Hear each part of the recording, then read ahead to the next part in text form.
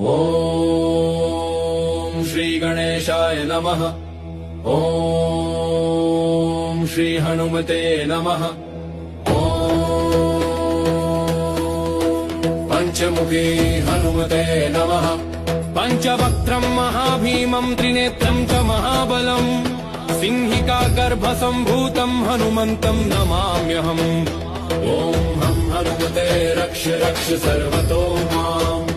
ॐ हं हनुमते रक्ष रक्ष सर्वतो माम्।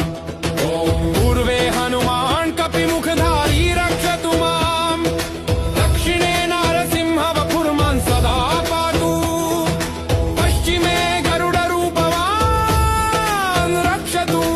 उत्तरदिशि वराहरूप सदा रक्षतु माम्। पूर्वे हयग्रीवविग्रह पातु मे शिरः। अधस्तात् ब्रह्मास्त्ररूप